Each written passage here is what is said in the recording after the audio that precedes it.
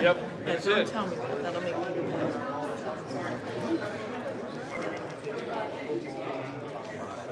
The reason that came up was they were going you're right, they're refrigerated on the people had the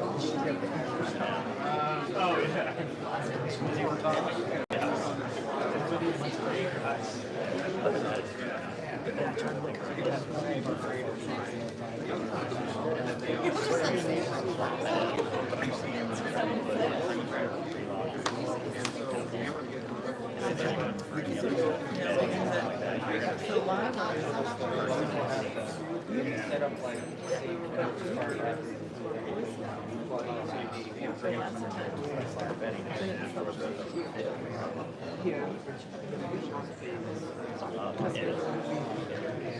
We were going to lay it out there and all of it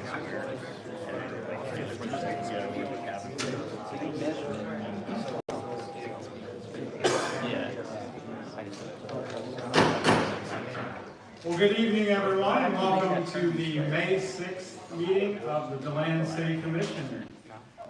Just some housekeeping before we get started. This evening, if you wish to speak to the City Commission about something either on the agenda or not on the agenda, there are yellow speaker cards at the back of the room. You'll fill one out and give it to our city clerk, and we'll call you up at the appropriate time, in which you'll have 3 minutes to address the commission. All right, this evening we have Pastor Jackson from the Deland Community Church with us, and he's going to lead us in an invocation, and that will be followed by the Pledge of Allegiance. So if everyone will please rise.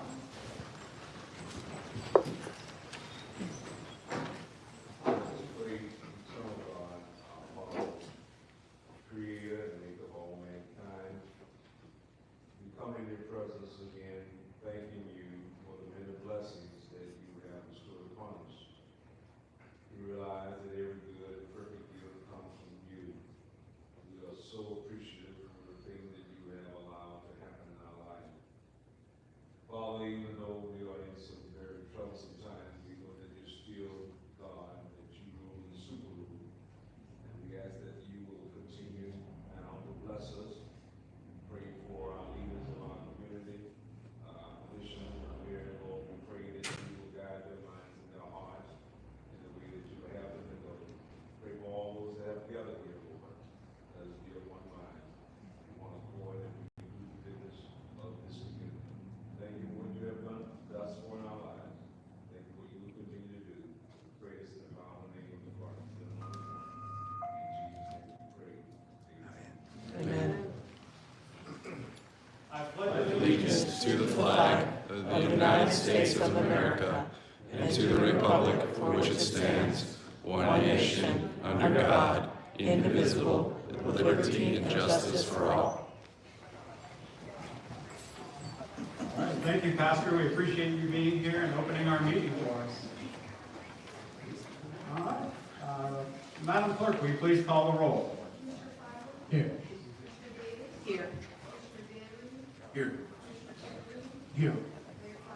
Here. Thank you. This evening we have a number of presentations. The first meeting of the month, we always get to have a lot of fun and recognize people in our community. And so first up, we have our Superstars of the Month, in which each of our schools in Deland had the opportunity to nominate a student from their school to be recognized for the good things that they are doing on campus. So this evening, I've asked Commissioner Jessica Davis to present So she'll be down here in a moment, and as I read off your name and why you were selected, you'll come up and you can take a picture with Commissioner Davis. She'll give you your certificate, and then we'll ask that you remain up here until all of the students have been called up, at which time the rest of the commission will come down and join you, and we will take many group photos. That's right. Yeah.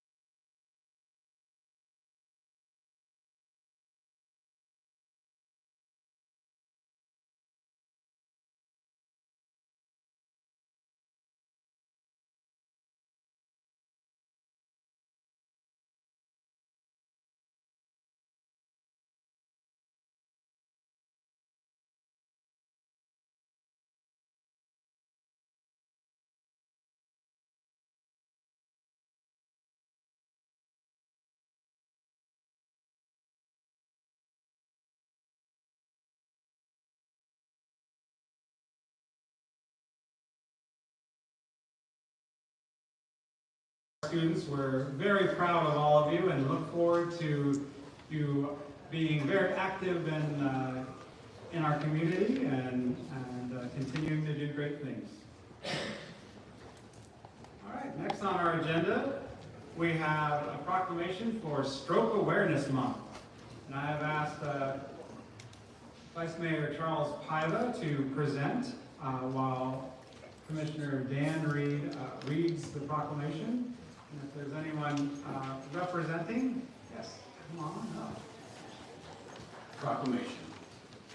Whereas stroke is the second leading cause of death in the world and is the fifth leading cause of death in the state of Florida. And whereas strokes can happen to anyone at any age, and about 1 in 4 people worldwide will have a stroke in their lifetime. On average in 2021, someone died of a stroke every 3 minutes and 14 seconds. And whereas each year, roughly 800,000 people in the United States have a stroke, yet 90% of strokes are linked to 10 avoidable risks.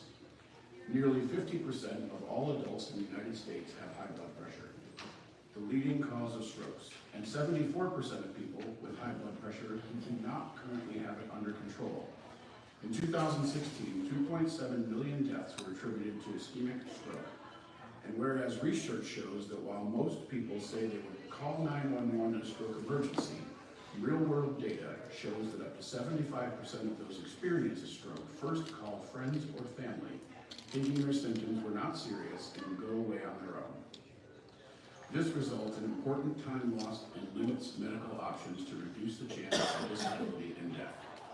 And whereas the City of Deland recognizes the various organizations in Volusia County, including the American Stroke Association, West Volusia County Stroke Club, and the Florida Department of Health, that have made significant contributions to spreading community awareness through outreach, education, and screening programs. And whereas hemorrhagic strokes make up approximately 15% of the total stroke community, of which nearly half of those affected don't survive, and brain AMVs are the most common cause of hemorrhagic strokes or brain bleeds in children. Consequently, the Aneurysm and AVM Foundation promotes the full inclusion of hemorrhagic strokes in the greater stroke conversation and community. They encourage the use of the more inclusive acronym BFAST, balance, face, arm, speech, time.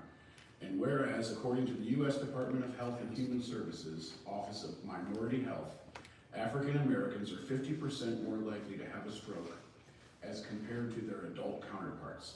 Black men are 70% more likely to die from a stroke as compared to non-Hispanic males.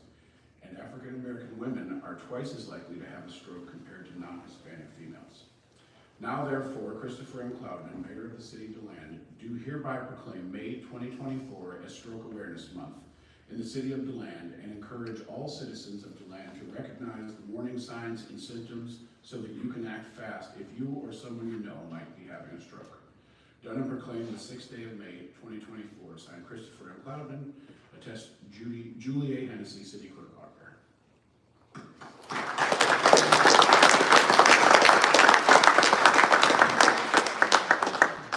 Thank you for bringing awareness, and as I've stated, time is of the essence when it comes to a stroke, and don't hesitate if you think you're feeling those symptoms to call. All right, our next presentation this evening will be a proclamation recognizing Historic Preservation Month. I have asked our representative to the River of Lakes Heritage Corridor, Commissioner Dan Reed, to make the presentation. And if Commissioner Jessica Davis will read it.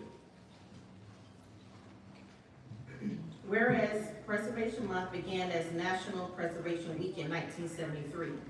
And in 2005, the National Trust extended the celebration to the entire month of May and declared it Preservation Month to provide an even greater opportunity to celebrate the diverse and unique heritage of our country's cities and states.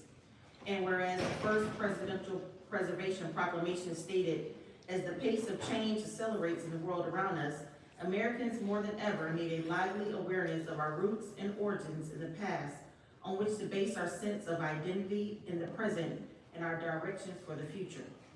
And whereas Deland is known for its wonderful historic resources, and looks to maintain them into the future so that new generations are able to enjoy them and touch the past.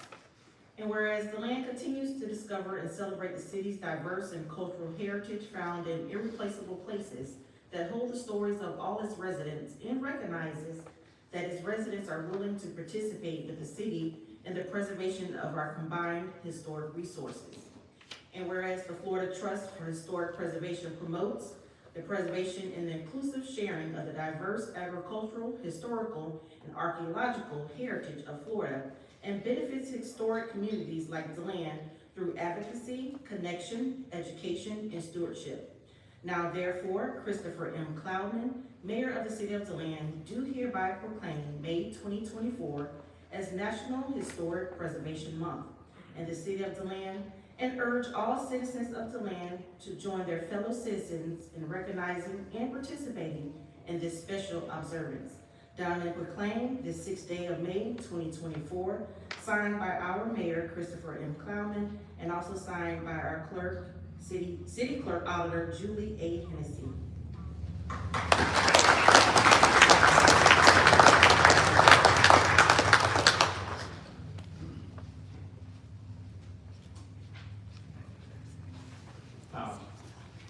I was just told that members of our Main Street are here, and I was about to say something that on Friday, we had a large group from Apopka come from their Main Street Association, and members of our Main Street Association attended a luncheon, which it was kind of a question and answer, and they had a lot of good things to say about our community, and they were kind of in awe, and one of the things they brought up was the historic nature of especially our downtown, and how they envied it, and so good segue after the Historic Preservation Month.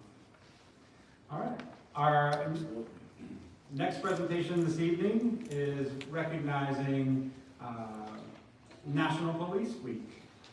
I've asked Commissioner Kevin Reed to make the presentation, and Vice Mayor Charles Pilot to read. And is Chief here? Chief, you want to come on up? Or if you want anyone who's here, come on up, and from the police department too.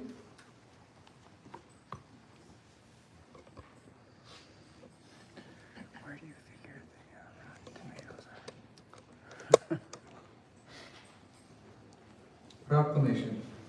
Whereas in 1962, National Police Week was created as a joint resolution of Congress signed by then President John F. Kennedy, empowering the President to issue a proclamation inviting people to observe such period with appropriate ceremonies and activities as a tribute to the men and women who night and day stand guard in our midst to protect us through enforcement of our laws and to honor those who have lost their lives in service to the community. And whereas May 12th through the 18th has been designated as National Police Week, and it is important that all our citizens honor those who serve and protect our city and law enforcement field. Whereas there are more than 800,000 sworn law enforcement officers now serving in the United States, which is the highest figure ever, and 65 sworn law enforcement officers serving in this city. Whereas those who have fallen in the line of duty deserve our greatest appreciation and devotion for giving all they could by giving of their lives, and we set aside this special week in memorial and thanksgiving. Now therefore, Christopher M. Cloudman, Mayor of the City of Deland, does hereby proclaim the week of May 12th through the 18th, 2024 as National Police Week in the City of Deland, and urge all citizens to pause to remember the brave men and women who have the ultimate sacrifice in the name of law enforcement, and also those who so bravely choose this way of life to defend the rights and safety of our residents. Done and proclaimed the 6th day of May 2024, signed Christopher M. Cloudman, Mayor, attested Julie Hennessy, City Clerk.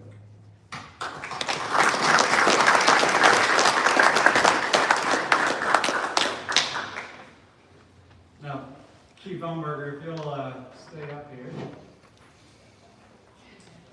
Unbeknownst to you, about a month or so ago, we had a group from the community reach out and said that we often recognize some of your officers, or, as we're doing right now, police, the whole police department, but they would like to recognize you. And so,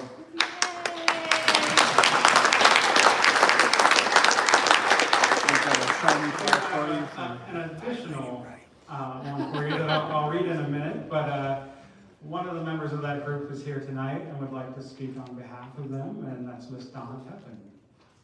You want to? Oh, you? Well, on behalf of herself. I'm sure someone else will speak on behalf of the group. Just I state my name and everything, right? My name is Donna Pepin. I am a commissioner on the West Volusia Hospital Authority. My address is 416 Blue Lake Terrace, Deland. And I am here today as we move toward National Police Week to show appreciation for Police Chief Jason Umberger. I don't know if people really understand how important it is to teach officers de-escalation. I will mention jobs I have had so that you understand I have seen how critical teaching de-escalation is. I have worked in a mental institution back 40 years ago when they had the mental institutions where at times my life was at risk. I was a correction officer for 3 years. I became a teacher, and then I became a nurse. And I probably wouldn't be here today if I didn't understand how important de-escalation is. And I know that Chief Umberger is a big proponent of that, and I hope that the police officers will take that very seriously. Got my notes a little bit. Chief Umberger understands this, and I'm sure many civilian and police officers' lives have been saved because of de-escalation. This training can be met with resistance by officers because of how it is perceived as not being tough. And people that go into police or correction officers, they feel they have to be tough, but that can get you killed.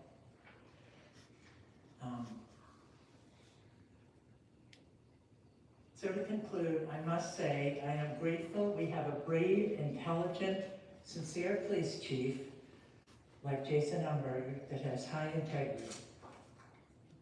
And that's all I have to say.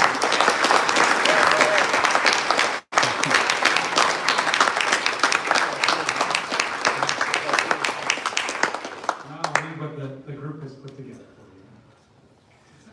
Whereas James D. Umberger has served the city of Deland since June 2017 with honor, professionalism, and dignity. And whereas Chief Umberger has set the highest standards for the devoted police officers under his command who selflessly dedicate their lives to safeguarding our citizens. And whereas Chief Umberger has applied his education in criminal justice from the University of Maryland and in public administration from Pennsylvania State University to the betterment of the police department and the community it serves. And whereas during his tenure as police chief, the department won a grant from Grant Form Aftermath, which provided 50 personal protective equipment kits for officers. The department effectively reduced the violent and or nonviolent percentage. The department engaged in initiatives to develop positive relationships, encouraging the public's confidence and trust. And whereas May 12, 2024 through May 18, 2024 is National Police Week, and friends, family, his Rotary Club members, and his CrossFit family would like to extend their immense gratitude to Police Chief Jason Umberger for performing an invaluable role in ensuring our community safety. And now, therefore, I, Christopher M. Clavin, Mayor of the City of Deland, and on behalf of the City Commission, do hereby tender to Chief Jason Umberger this certificate of recognition for his contributions to the citizens of Deland for the past 7 years, and wish him continued success. Downing proclaimed the 6th day of May, 2024.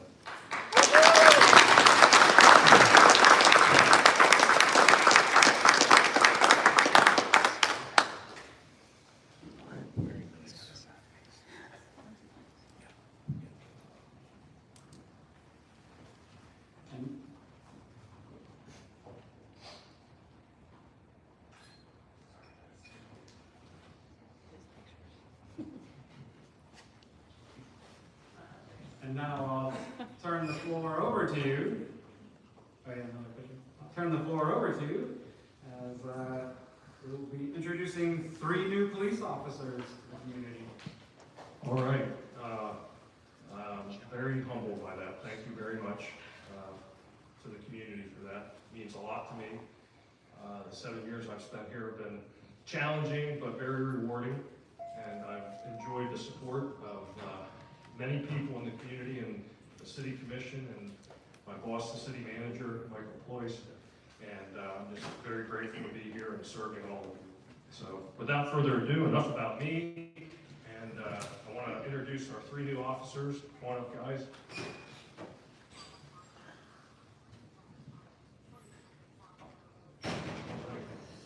So what we have here is we have Officer Brian Herrero, we have Officer Andrew Peterson, and Officer Erwin Ugarte. I'm going to read a short bio on each of these gentlemen, and then we have some of their family members to pin their badges on, and we'll publicly introduce them to all of you, and we're very excited about each one of them and coming on to the Deland Police Department. Officer Brian Herrero is a 23-year-old Cuban-American born on June 19, 2000 in Orlando, Florida. He graduated from Cypress Creek High School. He grew up there as a student athlete playing baseball. He was fortunate enough to get awarded a scholarship to ASA Miami and Middle Georgia State, in which he also acquired an associate's degree in business administration and a bachelor's degree in criminal justice. In 2022, Brian played with the collegiate baseball summer team, the Deland Suns, where he fell in love with the city of Deland. He has one older sister, Celine Herrera, his mother, Neres Bermudez, and his father is Alexander Herrera. His mother, Neres, will pin his badge on this evening. Wait there just a second. All right. Next is Officer Andrew Peterson. He's 22 years old. He was born and raised in Jacksonville, Florida. He graduated from Fletcher High School as a student athlete, where he played lacrosse. And he was awarded an athletic scholarship to play college lacrosse at the state of New York, Morrisville, where he studied criminal justice and psychology. Prior to his career here in law enforcement, he served as a firefighter EMT for 2 years in Morrisville, New York, and 2 years in Florida. He's excited to make the change to law enforcement and is proud to continue his service to the community and begin his journey with the city of Deland. His father, Harlan Peterson, is here. He's a sergeant with the Jacksonville Sheriff's Office, and he'll pin his badge on. And then finally, we have Officer Erwin Ugarte. Was born in Mexico. He came to this country at the age of 7 and has been living in Deland ever since. He graduated from Deland High School in 2004, where he played soccer and volleyball for the Deland Bulldogs. He's married, has 2 boys, Alexander, who's 10 years old, and Landon, who's 4 years old. In his free time, he enjoys playing golf and spending time with his family, and his brother Ruben is here tonight to pin his badge on. So family members, come on up and do the honors for him.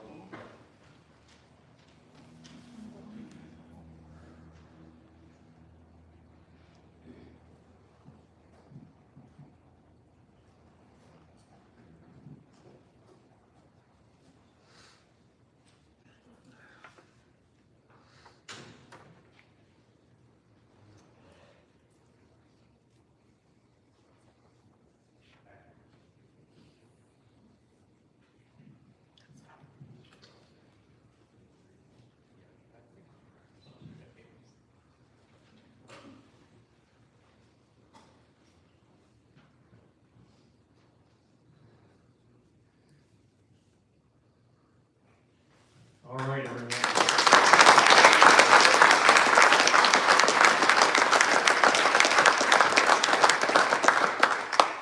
All right, that's all we have tonight, gentlemen. We appreciate you, and we look forward to your service with the city of Deland. Thank you. Thank you and welcome, and we look forward to celebrating many years with the department with you.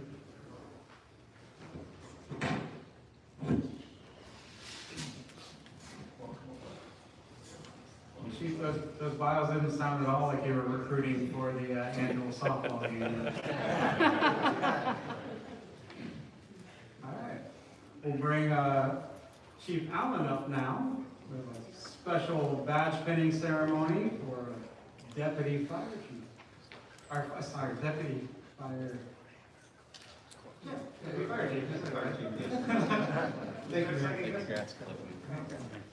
So tonight, we're gonna do a badge fitting on our newest deputy fire chief, Justin Beasley. We're very happy tonight to have this pending. This is a new position that was budgeted in this year, and we're able to fill that position internally. After a very competitive promotional process that we did handle internally, Justin came out number one. So Justin started with the Deland Fire Department in December of 2004. During his time here, he rose through the ranks of engineer, lieutenant, battalion chief, division chief, and now deputy fire chief, where he started April 8th of last month. He will have oversight of our operations division and training standards.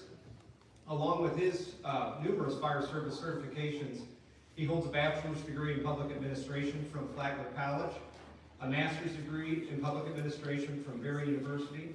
He's a graduate of the Executive Fire Officer Program at the National Fire Academy in Evansburg, Maryland. And his credential as a Chief Fire Officer and as a Chief Training Officer through the Center of Public Safety Excellence. So his badge tonight will be pinned by his daughter, Olivia, and his son, Justin. So if we could have them come up, and we'll have the pin.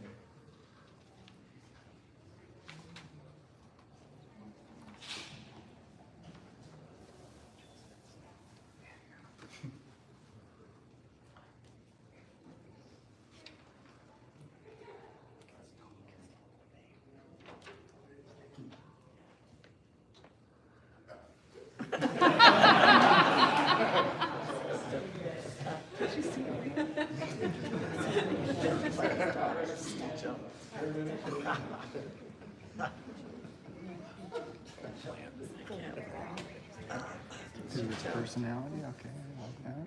So congratulations to Justin Beasley, Deputy Fire.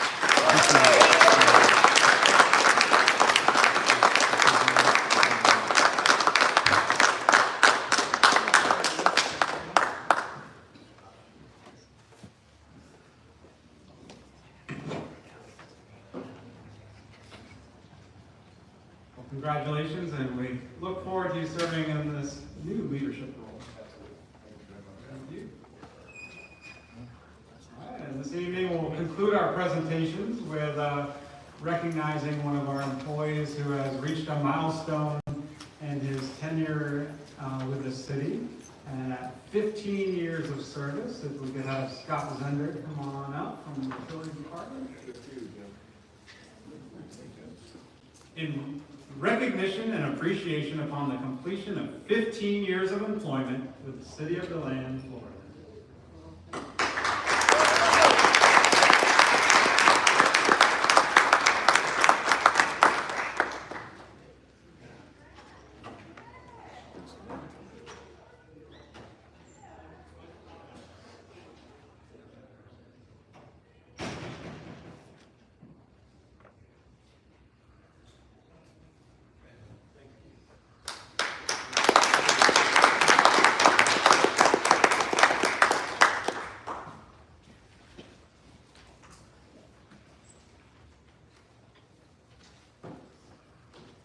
We are fortunate to have you serving in a leadership role in your department and providing wisdom with your 15 years that you've spent with the city, and we look forward to celebrating another 15.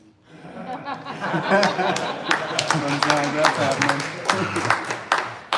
All right, that concludes presentations for this evening and brings us to the consent agenda. Do any members of the commission wish to pull any of the items off of the consent for further discussion?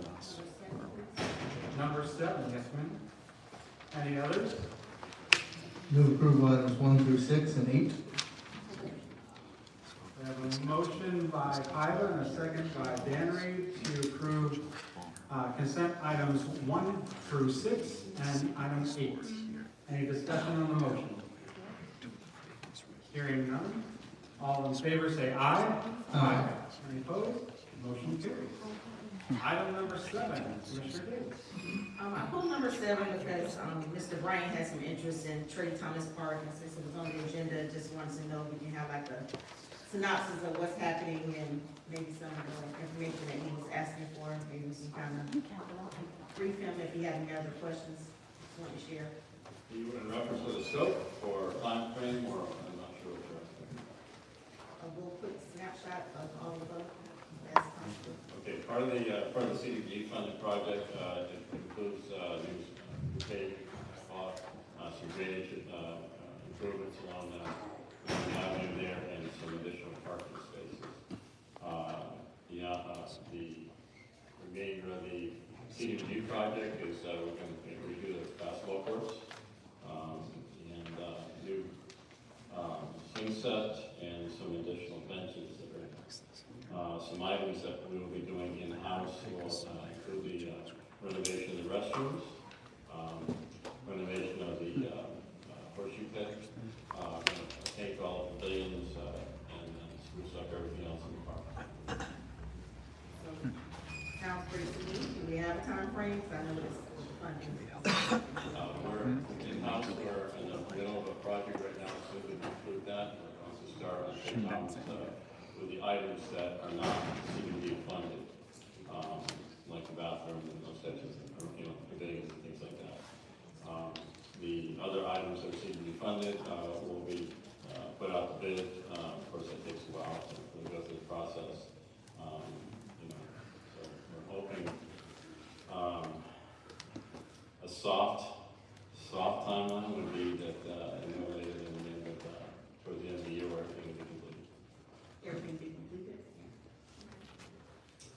Mr. Bryan, this isn't necessarily on the agenda for public input, but I just invited you because I know this was something that you've been going back and forth in email and had some concern.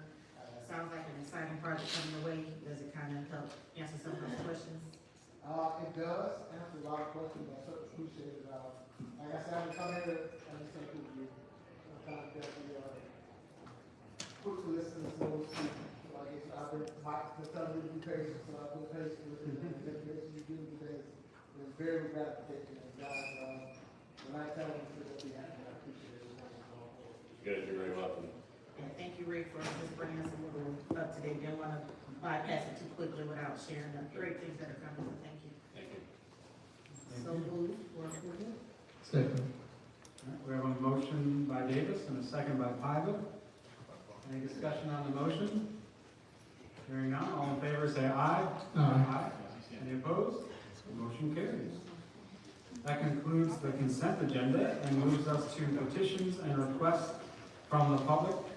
I do have a stack of cards here, so we'll get through this, and when they're called, if you'll come to the podium, and you'll have 3 minutes to address the city commission. Just state your name and address for the record. So first up, we have Ginger Johnston, who would like to speak about affordable housing. After Ginger will be Stephen Saunders.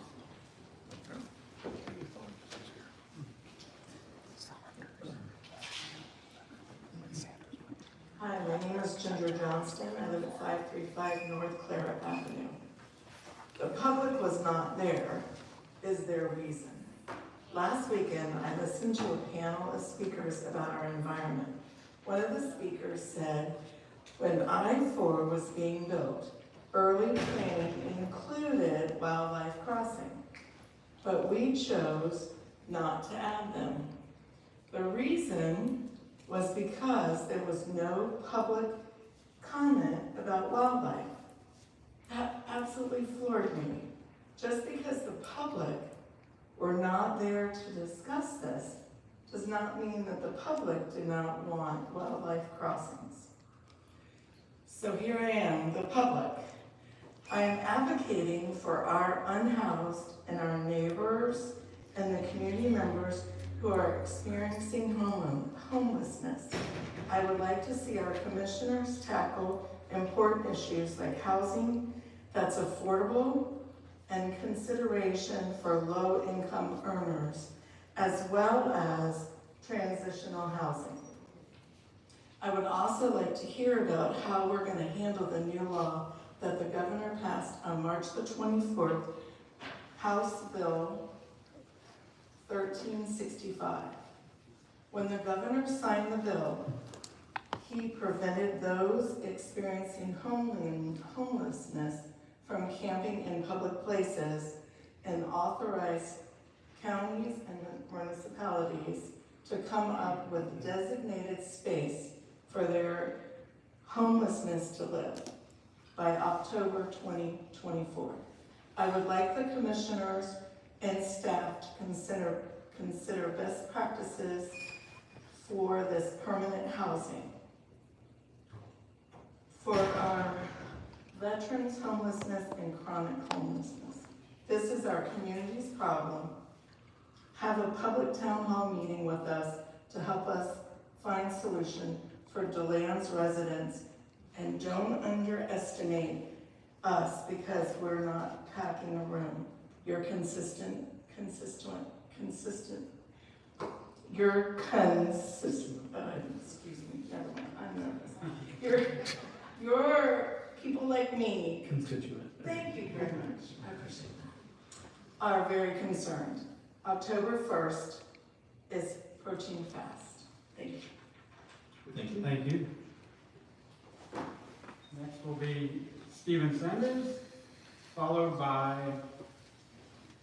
the last one, Adam Mocker. I'm sorry if I mispronounced that. Bless you.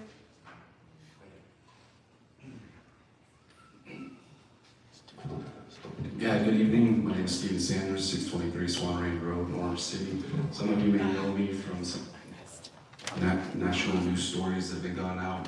I've become your poster child for turning your public lobby into a area where no one can record, which I find ironic. You know, Chief Umberger's here, and he was just given an award for helping the community, but I'm part of the community, and I have a First Amendment right to record in public. You know, and I try to test out this little new, the lettering that you guys place on every glass door in the entire police lobby. There's not a sign that says don't bring a firearm. There's not a sign that says don't bring a canine. There's not even a sign that says don't bring 25 helium balloons into the police lobby, which I did. But at the same time, you guys are scared of a camera and recording. I have an eidetic memory. I can literally record everything that happens in that lobby just by sitting there and listening. How you guys haven't seen that is beyond me. And the stance that you guys have about privacy, most people call in their crimes. They call a number and they say, this happened. Not say rarely, people do go into the police station to report crimes, but that's also why they have a private room that you were given in your police station, Chief Umberger. On top of all of that, if that wasn't enough, you guys putting signs to prevent my constitutional right in a public lobby, you guys started putting signs out back, which I found ironic because when you check the GSI survey for the tax property purposes, you guys are working on vacant land. You guys have signs posted on land that isn't assigned to the police department. You're also stating that the federal building, which is the post office, is having their cars parked on your property. So which is it, guys? Is it Deland's property? Is it federal property? You guys make a decision because I'm getting so sick and tired of this. And I know you guys were served a notice. And if you guys don't think the first notice I served for arresting me for not having a mask isn't going to come to fruition, it will. My attorney got cold feet. It is what it is. I'm still pursuing you guys for arresting me for not wearing a mask. And your chief did an IA follow-up on my arrest of myself and the other disabled veteran who had lung cancer, who you arrested for not wearing a mask in December of 2022. This is not a game to me, guys. Every day my channel grows bigger and bigger and my voice gets louder and louder. And every time you guys use me as your poster child, I will be up here. Every single time. And I promise I won't stop digging. I will pull every public record. I will use every dollar as my hobby. You might have a hobby to go fishing. My hobby's gonna go fishing for your bad police officers like Corporal Damon Clark. If you don't know, search Corporal Damon Clark and his IA interview. He's been going after domestic violence victims and another officer reported him. It's all there in a 15-page. If you need to find it, come find me. I'm in the back. Thank you. Next we have Adam Mocker, followed by Joan Carter.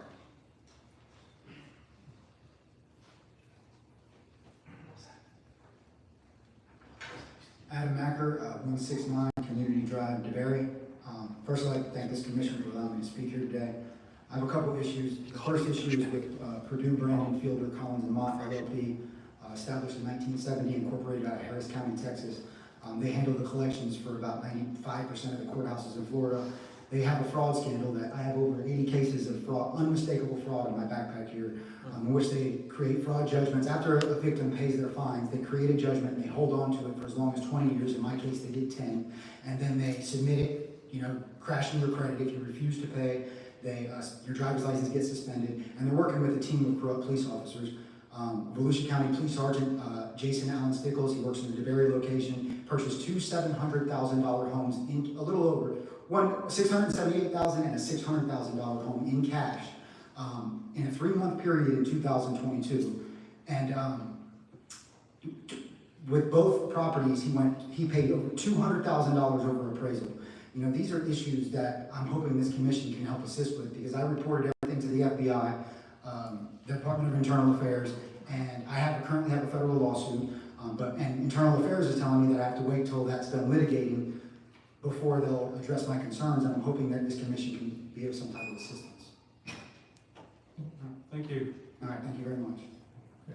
Just for the record, we're a city of Deland, not Volusia County, so we don't have any ability to handle that. So who could handle it? Volusia County. So that'd be the Volusia County Council, not the City Commission. Okay, where's that located? Do you know when they meet? Across the street over there. If you just look up Volusia County Council, yeah, I don't know actually the hours, but they meet like us twice a month. So. Appreciate it. Joan Carter, followed by the Reverend Thad Jones. My name is Joan Carter. I live here in Deland on Michigan Avenue. I'm here because about 6 months ago I began noticing stories about what are called junk fees. And junk fees are being currently discussed, we'll say, by the Federal Trade Commission and by the Consumer Protection Agency. So I started thinking about junk fees. What are they? They're the fees that you are charged that you really don't have much understanding of what they do. For example, if you're charged a monthly maintenance fee in your bank account because you don't have enough money in your account, like you have to have at least $500 before you're exempt from this charge. So junk fees are sort of, who knows what they do. A lot of times they aren't warranted and they aren't used for anything but, we'll call it revenue enhancement.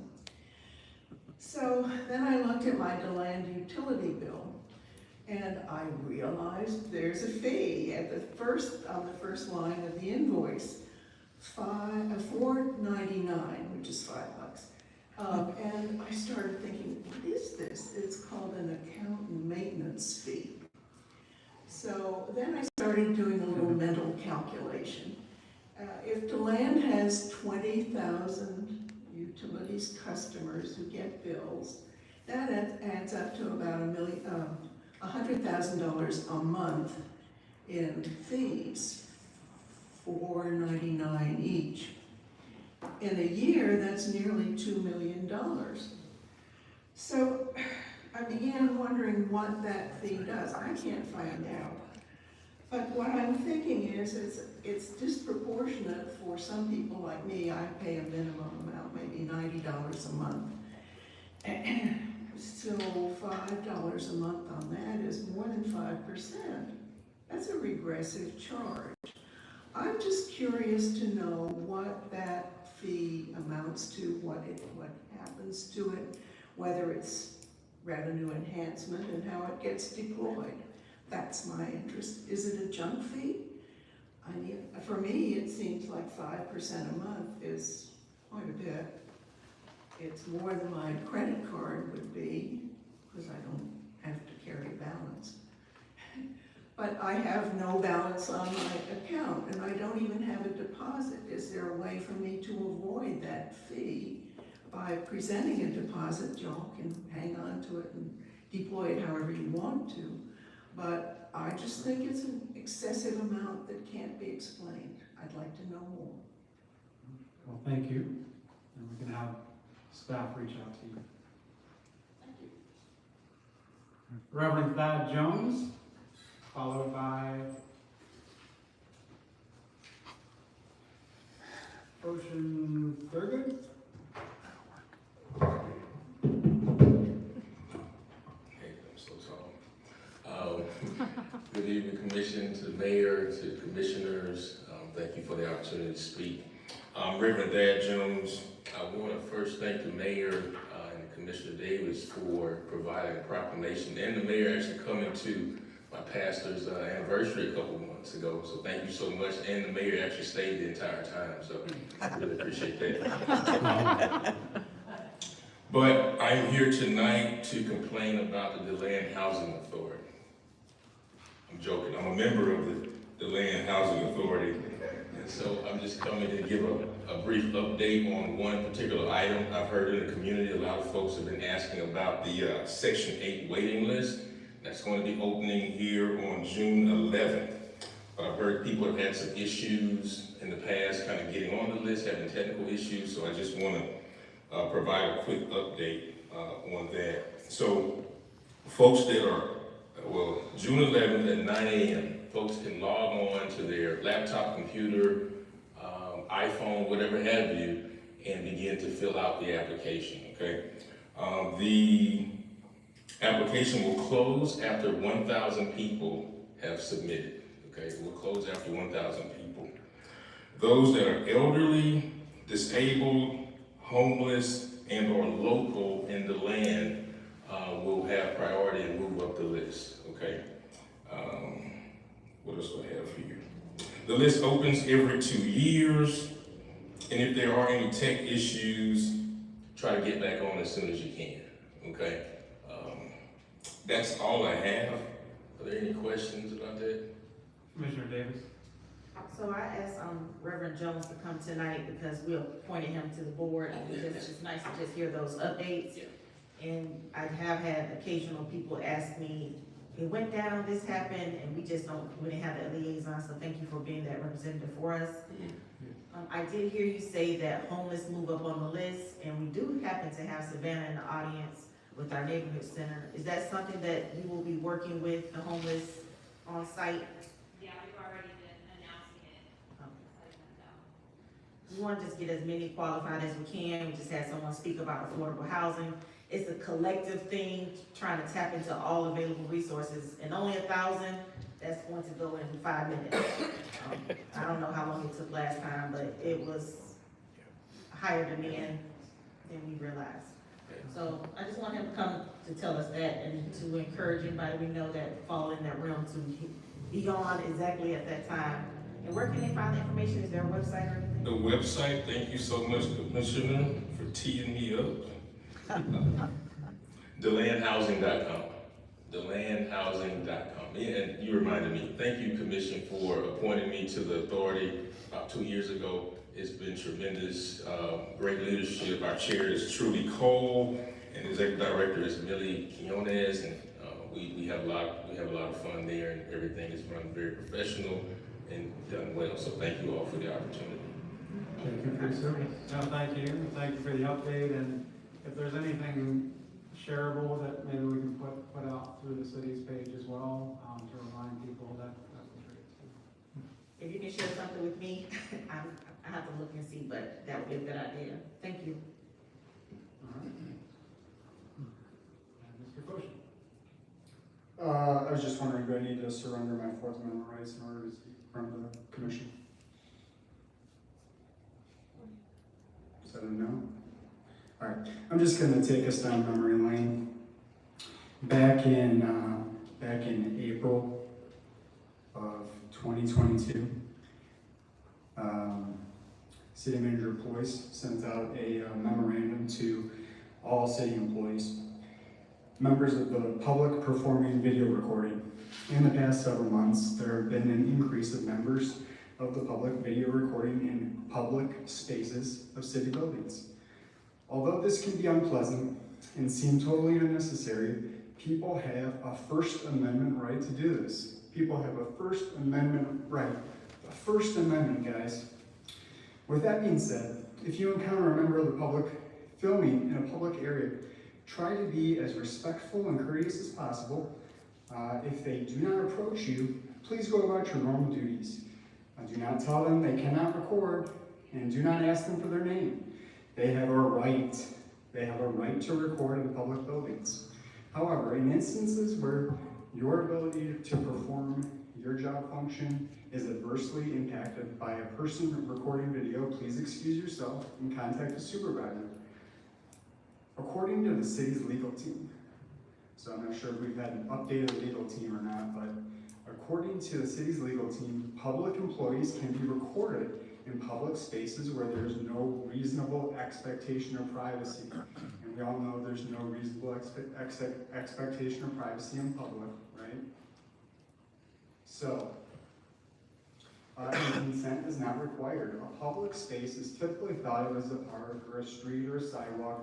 However, public offices like City Hall and the police department, I mean, let's be honest here, are also public spaces, particularly spaces in a public building where the public has unrestricted access like a lobby or customer service area. Are we kidding?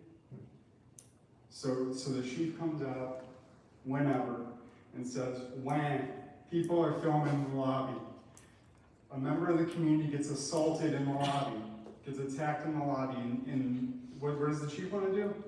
Let's make sure there's no cameras in there to see what's going on in here. What are you guys doing?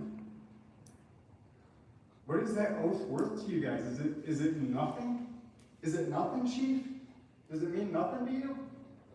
Please address the commission. The First Amendment. Through the mayor to the chief. Does the First Amendment mean nothing to you? It's the First Amendment, guys. So let's clean it up around here. All right? Thank you.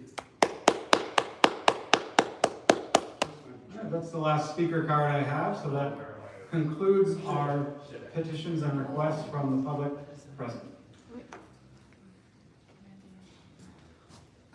We have one more speaker card. He mumbled something on your way out. Go ahead, sir. I gotta support the police. You know, I'm homeless, I'm weaponless, I don't fight, I don't have a history of that. I sleep on the grass of a residence of a gentleman that owns it that's allowed me to do that. I just want my family back, candidly. But I don't feel at all threatened around town, and I owe that to several officers that have stopped me and have approached me and have taken a non-violent way to try and help me out and make me feel safe. And I don't know how to express it. I don't always do that with everything because I'm frustrated with my circumstance. But in general, I feel safe, and I appreciate it when police officers stop me and engage me for a conversation and ask about my well-being and how in the heck I got in the position I am and things like that. So I feel the ones I've interacted with that way have a big heart and in general care about me, and I appreciate them. And every time I see new guys coming up here, it kind of makes me feel like I should appreciate them more than what I do. So whoever I've offended on your staff, which I know I have, please press on my apologies, but also the staff, they're all over the place. I've never seen so many police officers in my life, and I feel very safe. So it's just a comment of support. That's it. All right. Well, thank you. Well, now.